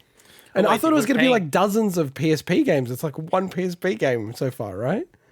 Fucking crazy, man. When you say we're paying $20 more, what do you mean? Is in per year, direct currency conversion or how? No, that's literally Australian. So the extra, the second tier, the one that gives you access to the PS4 and PS5 games, $20 on top of that gives you access to those PS1 and fake PS2 games. Okay. Yeah. Like, the biggest thing for us will be if they have a native solution for PS3. That would be a total game changer. I think that'd be a game changer for everyone because we know that not everyone's got internet connection to be able to handle the streaming worldwide as well. Yeah, that's fair. That's fair. So, yeah, look, I'm super intrigued. Like, number one, are we going to get 50 hertz or 60 hertz? If it's 50 hertz, fuck. If they never change that, I'll never subscribe 60, to it. please. What would happen with our 60 FPS TVs? And you just watch the Digital Foundry things. It's like everyone's got 60 FPS TVs, so it's janky. That's what I mean. It's like, so they having 50, wouldn't it? No, they put frame blending in and all this other kind of stuff. But it's so stupid. They have versions of that run at 60 hertz. It makes no release sense. the bloody 61. It makes no sense. Yeah. And then, like, the last story, it's a little bit of a unique one for us because it's a bit more rumor, which we don't really get into. We don't normally rumor stuff. Yes, but rumors are swirling this week that a pro-style controller is in the works for PlayStation 5. So freelancer and notable insider Tom Henderson wrote about the story on tryhardguides.com, very notable website, and will reportedly include removable analog sticks, trigger stoppers, and back paddles. I'm going to go remove his tag from the social description of this clip. Why? You go out and attack people. You bagging tryhardguides.com? I literally have never heard of tryhardguides.com. Have you? They haven't heard. No one's heard of us. I have not. No, but I can't back something I haven't heard of. No one's heard of us. That's fine. I'm fine if they go, who the hell are these people? Mom heard of us. Hey, dude. All right, you're gonna told her about it. You're gonna defend these people. Roblox is their main thing. They got Roblox. No, I'm not gonna defend them. I'm just removing Tom Henderson's Twitter tag from our description. Look, the biggest thing at the start is like, this is not a big website, so this is definitely super rumor territory. But man, I'm like, I gotta say, I'll be like pretty amped if they release a DualSense Pro. Was this something you'd consider getting, Mike? I know that you got the Elite. Oh, really? You burnt on these controllers? I'm burnt with the Elite, yeah, and I can't, for some reason, I waste a lot of money on a lot of shit, but I can't just justify $250 for a controller. Back paddles, man. That is effectively, well, it used to be proportionally higher. It was almost 50% of the cost of a console with the Xbox, right? Now one of these things is like, okay, it's a third, but still, it just seems like. Well, you're assuming it's going to be $250. Well, I'm just assuming it's the premium product on par with the Xbox sort of pricing and stuff. And look, great controller, don't get me wrong, and totally awesome having the pedals at the bottom. They're super handy. And I'd love to have one. I just think the price point to me was always just way too high for. But haven't you bought multiple of these Elite controllers? No, I went to two of them because I got them when they first came out, and I got unlucky and managed to hit a really beautiful batch where the first one had some issues, returned it, got it again, and then the second one, I think the button was getting stuck or something, I forget what, and I went, this is a premium product, please. Yeah. So I just went, fuck it, I just returned them completely. No, that's fair enough. And Swinny, because you play on the Elite controller, right? Yeah, so I love the Elite 2 controller. It's been great for me on Xbox. I didn't ever try the original one, and I know the Elite 2 definitely has notable stick drift issues, so I got a good long extended warranty with that one. Nice. I'm keen to see if this is a thing, how good it is, because while the DualSense is a fantastic controller and I'm really impressed by it from a technical perspective, it's definitely like it's not my style of controller, especially the stick layout and stuff. Honestly, I'm actually in the market trying to look for ones that are more like the Xbox layout, just because honestly, when you're used offset, when you're used to that, it's almost like feels like I'm straining my thumb. Obviously, way more people use a PlayStation controller than Xbox controller on, well, at least playing consoles and stuff. So it's more a me thing. But I know it would never happen. But I wish you could. I wish this Pro Controller could later swap the actual spots. That would be would never happen. That'd be insane, actually. But, that'd be kind of cool. But this would be cool, and I think this is honestly Sony. This is something Sony probably should have done a while back. Obviously, they did the whole back pedal connector thing.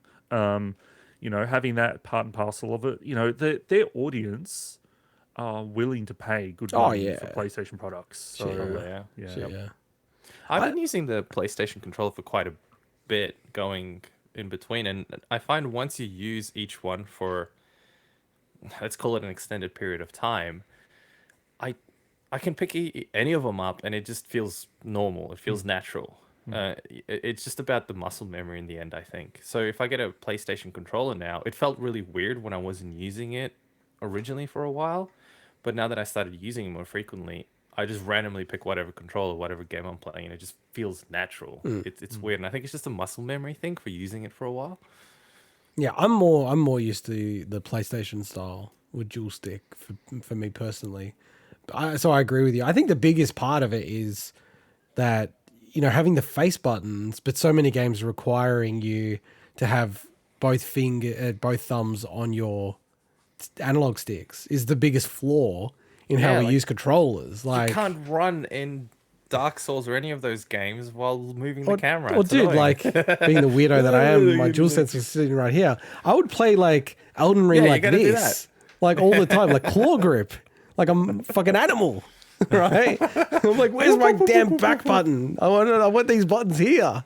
Because that would be revolutionary to me, man. If I could just go, boom, I wouldn't need to take it off. But I was like, literally, I got so good at doing this, like that it didn't. I was like playing it like this, because then I could manipulate this. That's a double claw grip, double fucking claw grip. The great thing as well on with the paddles on the Elite 2 controller, so I can set, because there's two paddles on each side. I think like the PlayStation one is that you set one as left stick up and you set the other one as like the run button. Left stick, you could do left stick. You can put any stick orientation, so you can just hold it. Whoa! So you just hold you just hold the two buttons, That's and then you can run forward. It's almost like an MMO, how you can set them to auto run forward. It's almost like that. But obviously, you have to hold the button. Yeah, yeah. Because we all have the Hori Split Pad Pro, right, for the Switch. Yep. Yes, because that has a back button. Switch to something else. yeah. But you can only use buttons on them. Like you can't use like sticks. It's basically or a orientation. macro button. It's a macro, kind of button, yeah. But that's annoying to me. You can basically say, okay, this is left stick left or right stick right and stuff like that. That's crazy. Dude. I think you can map. I don't think there's any limit to what you can map. I think every input can go on there. I'm not sure about the Xbox like guide button. I'm not sure about that one. Yeah, maybe not. Yeah, because I'm a fan of the back buttons on the DualShock 4, but you couldn't map it onto like left stick up. Like that wasn't an option. It was all buttons. I don't even think you could do D-pad up. I'm almost certain you can't do D-pad up in the back button thing. So, I don't know. There's also something like a shift button, so I think you can have one as a modifier. Button. Yeah, and then like basically each paddle can be two different functions or something. Whoa. So, yeah, it's weird. I haven't played around with that stuff, but yeah. Damn. But that's the kind of stuff into that shit. I think that's the kind of stuff that this. Let's get back to this. The potential PS5 one would probably do, because they'd see how Microsoft's kind of implemented some of that stuff. Now, Microsoft usually kind of go a bit like crazy with that, but I think it makes sense for them just to go, okay, map any input, have potential different like sets. Like, I don't know how the paddles worked, but you can have up to like multiple profiles and you switch between them on the fly and stuff as well. So yeah, on the DualShock 4 you could have 3 profiles, but you could only need 2 buttons, 2 back buttons. Oh, there's only 2. I thought it was 4. Yeah. So like, still handy. But like, one thing is, because the back buttons on the Elite, they're very thin, right? They're very thin. Yeah. Aluminium, I think. Yeah. And they're magnetic. They're just like it's more just the point that they're really thin, cool which I don't know. Like, I'm not sure how, when I think about the way I play, would I be able to consistently hit them? Because the one thing I kind of like about the DualShock 4 back button is it's just big chonky button at the back. Like, it's pretty much impossible not to hit it. They're positioned pretty well, but the good thing is you can just say, okay, well, I'm only really using the one of the two on each side for this game, so I'll just unclip the other two. Just unclip them. That's so cool that you could do because the controller does feel heavier with them on, certainly. So, well, that's why you pay the price for it. The last thing that I'll say about it, because I do get where you're coming from, Mike. For me, this kind of thing is like the perfect gift. It's like, I'd feel guilty paying $250 for a fucking controller, but it's like if someone gave it as a gift, like my birthday or something like that, I'm like, okay, that's a nice gift. You know what I mean? Like, it makes no sense. I think I've ever bought anyone a gift for $250 for their birthday, including myself. But yeah, that'd be nice. Yeah, that's kind of where I'm wired on this. What did Swinny get? Let me talk about this thing. What is the Viking? The Viking controller. This is the modified. This is the super macro one. This is a modified 360 macro controller with the multiple different buttons on the back. Oh, the multiple buttons on the front that are custom made. This was something like in $300 and something. Whoa! Originally, is this the one you wrecked? 360. No, this isn't the thing I wrecked. But the unfortunate part about this is that the it's software, a 360 controller. I think the company's closed down, so the software is hard to track down. Last time I tried to install it. Yeah, unfortunate. That's the only thing about those niche kind of products when you buy them and then like you can't get something like that. It's such a pain. Yeah. And also, I can't use it on the like Xbox One or anything without an adapter. So, anyway. Yeah, no, look, I'm hyped about this. Like, I actually think I know that people shit on the DualSense a lot. I think it's a real like premium controller. Like I have the DualShock 4 and the DualSense on my desk, and it just feels super premium compared to the DualShock. So I couldn't imagine they make a premium version of this. Oh, it'd be premium. It'd be good. I don't know. It's kind of a no-brainer to me. And I also don't have an extra DualSense. So it's an excuse to go, well, I need two controllers. Come on. What am I? A peasant? I'm not a peasant just because I have holes in my t-shirt. From your cat. Hello. Oh my god. All right, well, let's wrap up the news. So as we do normally, we get Swinny to say a bunch of shit, I think he's written in here, in just 1 single minute. So Swinny's sick of doing this. So he's instead of moving from 1 word extra a week, he's now moving 5 words extra each week. So he's at 210 words. I think saying I'm sick of it is a bit much. It's more like I just feel like it's dragging on. How long have you been doing it for? I don't know. It's probably 4 months or something. Yeah. Like, it's also we've had breaks and everything. So yeah. That's true. So as we do, Swinny, whenever you're ready, I'll flip on our Super Metroid 1 minute background. Mojang have revealed Minecraft Legends, a new action strategy game. Obsidian have announced Pentiment, a mystery game set in 16th century Germany. Team Ninja have also revealed a new game called Wolong Fallen Dynasty. Suda51 of James Gunn's Lollipop Chainsaw is getting a sequel from Dragami Games. Stalker 2 Heart of Chernobyl has been delayed to 2023 due to conflict in Ukraine. Survival hit Valheim is coming to Xbox and Game Pass. Overwatch 2 will be free to play and contain no loot boxes. 343 Industries has apologized for the accidentally offensive Halo Infinite cosmetic released in celebration of the US holiday Juneteenth. An internal investigation, Activision Blizzard claims that they didn't ignore any harassment issues. Bullshit. Sony's Firesprite Studios moving into a new Liverpool office 10 times their original size. Ubisoft have released a free standalone version of Assassin's Creed Valhalla's educational mode Discovery Tour, while Valhalla will also be getting a new roguelite mode in a future update. Flight Simulator is getting a 40th anniversary update, including helicopters and gliders, and the Pelican from Halo is also available for free. Pokemon Snap is coming to the Switch and online N64 library, and due to review bombing, Diablo Immortal is now the lowest user rated game on all of Metacritic. Oh, that was pretty close. I looked at the last thing. That's pretty close. Damn, add another 5 words next week. Because I was screwing up a lot in there, and I'm like, I'm going to be low on time. And I am low on time. I like this motherfucker. He's like running out of time, but then he still adds editorials in. An internal investigation at Activision Blizzard claims that they didn't ignore any harassment issues. Yeah, bullshit. Yeah, bullshit. So I guess actually did like 212 words Bobby. Or something. What are the biggest call-outs of some of these things? look, there were a bunch of games we didn't cover in the Xbox Showcase. I chucked some of them in here because I know that you're interested in into God. Like, I think that Obsidian game looks cool. Yeah, that looks unique, like very like left field, man. Like, what the fuck are they doing? That's so crazy. When you think about it, Grounded were also left field. So Obsidian's really doing stuff that people don't expect. That's true. And like, that Team Ninja game looked cool as well. So there's some cool stuff there that we didn't mention in the main show. Yeah, look, in Diablo Immortal, like you've got it as review bombing. I guess it's review bombing, but 100% it is review bombing. Yeah. Well, but like, even if people put, what does that mean? Look, review bombing, like, just it's waves of people, most likely that probably have never even played it, coming from Reddit, coming from their communities, and just saying, hey, let's freaking go and put 0.5. Like, it's pretty clear. And in saying that, there's obviously a lot of people that probably feel that it deserves that, but it doesn't. I mean, the game, it's a weird one. So, I know the one person, I think it was a dude from New Zealand, spent 10,000 Kiwi dollars. Yeah, more than that in the end. More now, like 18,000 since now or something, to get the highest five-star rated legendary gem or something. Legend. I don't even know what they're called. I forget. And he still didn't get one after spending all that much money, which is mind-blowing. But here's the thing. It's a free game. You can play the campaign for free. You can play most of their content, no problem whatsoever.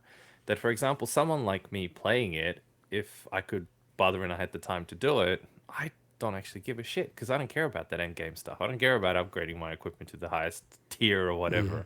So I can kind of see why people are pissed, especially people that are into it for long-term play and stuff. But at the same time, for people that don't care about that end game shit, it's still a free Diablo game.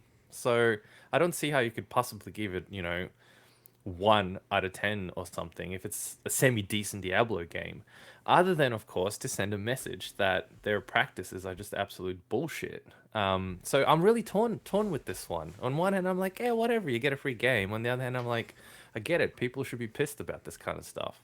But I can see someone coming to the conclusion that it is 1 out of 10 if they feel that the way that it's monetized is so predatory and so insidious that it actually just ruins the whole game loop if you don't spend money. Like, I can kind of see how... Because I feel like that about games like Candy Crush. Like, if you play it a little bit, it's like, okay, cool, like, a nice little game. And then you get these walls, and it's like, come back in 4 hours. I'm like, fuck off, man. Like, this game is like shit to me. It's like, this is horrible. Like, what am I supposed to do? Arrange my life around playing Candy Crush? Like, what the fuck? Well, it depends where you draw the line as to when the game finishes for people. So now for someone like me who isn't into the end game grind of Diablo, it finishes when you finish the story. That's it. You put the game down, you go away. Although it might be hard, but that's not what the game is about for a lot of people. It is kind of like Candy Crush, repeating and playing, getting better gear, etc. By the way, the game has apparently in the first 2 weeks earned more than $24 million. Yeah, because here's the thing, right? People complain on social media platforms and Reddit, whatever. There's a shit ton of people who never go on that platform. There's a shit ton of people that don't give a shit. There's a shit ton of people that have insane amounts of disposable income. They don't give a fuck. So, and Activision know that. There's always going to be whales that are going to get a shit ton of money. And I think that is the model. They'll get all those people who have plenty of money or don't give a shit, get the money from them. Then they change the way the gameplay works a little bit to look like they're doing good to the community by tweaking a few things to make them a little more noble, piss off, to get a few more people that wouldn't have previously paid that much for it. And that's how they make their big bucks. It's why it's such a successful model. It's insane. And it works because there's people that pay for that shit. It's crazy to me, the 23% of that is attributed to South Korea, apparently. Like, pretty much a quarter of the revenue in South Korea alone. That's nuts. Yeah, it's a super different market, right? Like a game like Lost Ark, like I barely even know that game, and that's huge in South Korea, like freaking huge over there. So it's I'm actually gonna download Diablo Immortal and try it out because it's on PC, which is kind of crazy. Like after all the kerfuffle and everything, hey, do you guys not have phones and everything? And then they actually launch it on PC as well. I actually went to install it, right? I actually literally installed Diablo Oh, Immortal, okay.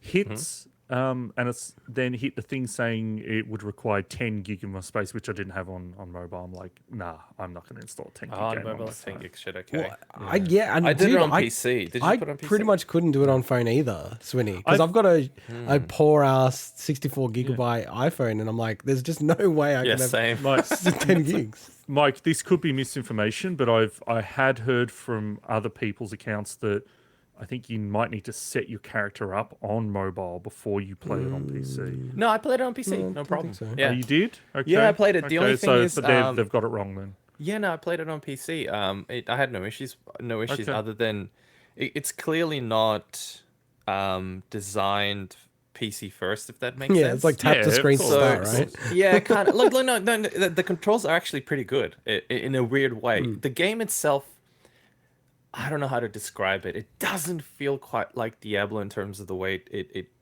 controls and feels. It's really hard to describe it.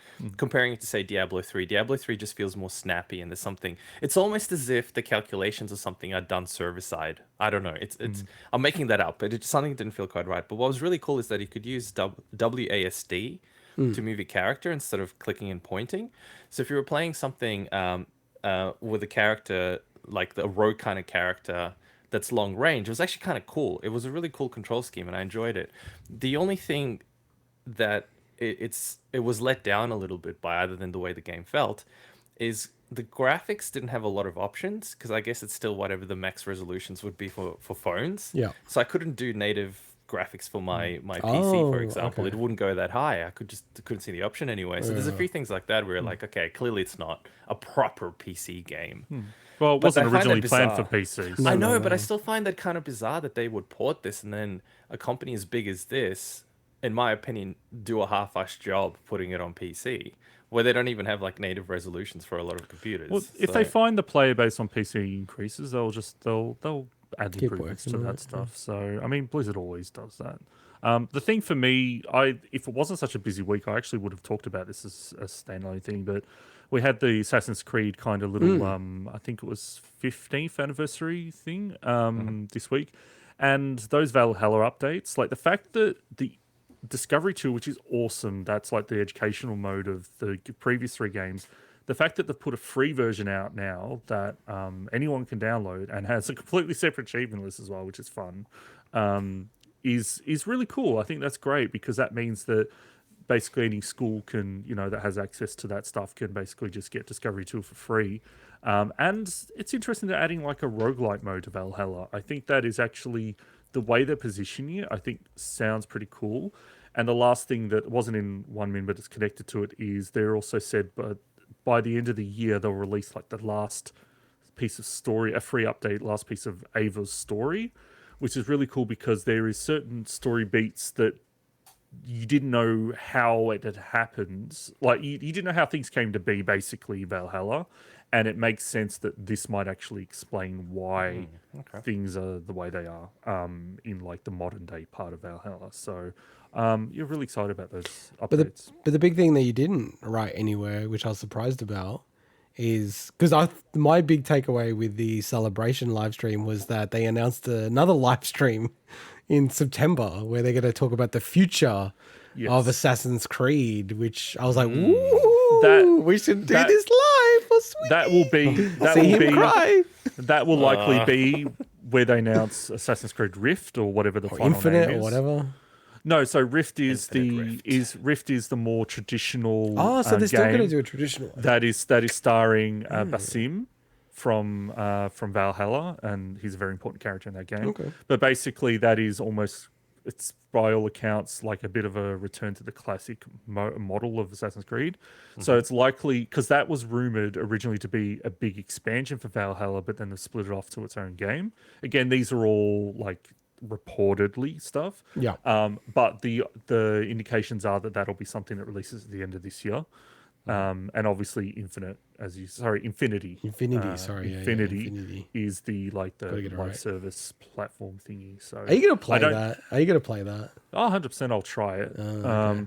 But I think it's too early for them to talk about Infinity at that thing. So I think that'll be you reckon? Rift. Yeah, I think it'll be too. They might hint at it because they've already announced it, but that'll all be about that new game. I think so.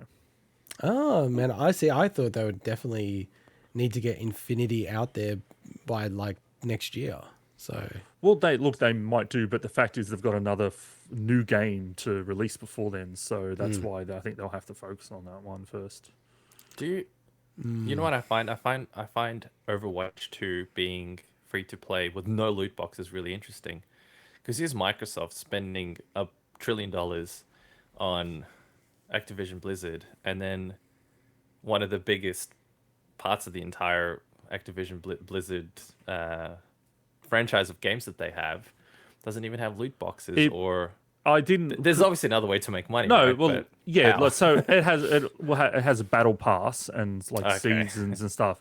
It's just more like I don't have much to include in these kind of quick run throughs. I think no loot boxes was the important part because Overwatch was so criticized for their loot boxes. Huge difference. It'd just be interesting to see how they monetize it successfully. Yeah, given how much they spent on it. I actually have to admit, like I missed the news that it was free to play, that they were switching for free to play for Overwatch 2. It was like the first thing they've shown in the Thank trailer. God for the one Min For The Swin. I know, you're saving me, Swinny. Yeah, like would you jump into Overwatch 2, Mike? Hell to the no, baby. No, okay. Nah, I don't play any of those games anymore. Really? I'm surprised you don't play that. It always surprises me, the games that you do and don't play. You're surprised I went through severe depression because of games like that. I wanted to, Yeah, but there's no loot boxes anymore. There's no loot boxes anymore. It's not the loot boxes thing. It's just a repetitive. Well, why did you play Diablo Immortal? That's like super repetitive. No, I wanted because I wanted to check it out. But clearly I have now, let's call it matured enough. I know I'm not mature, but matured enough to be able to resist the temptations of those games. So with you trying that out, if maybe even for whatever 10 minutes, 15 minutes, does that then break your blacklisting of Activision Blizzard games? Yeah, I feel like it. Yeah, I feel like it kind of does. We still need your mic list, your mic blacklist. I think it does. Totally breaks it. It breaks my list. I'm a man of no principle. Man of no principle. That's not what the podcast title said. All right. That's this podcast title, Man of No Principle. Is there any other call-outs, Mike or Swinny, on this? Nope. No, look, I think I'll just say whoever the hell at 343 Industries made that screw up with the obviously accidental naming of their thing for Juneteenth celebrations.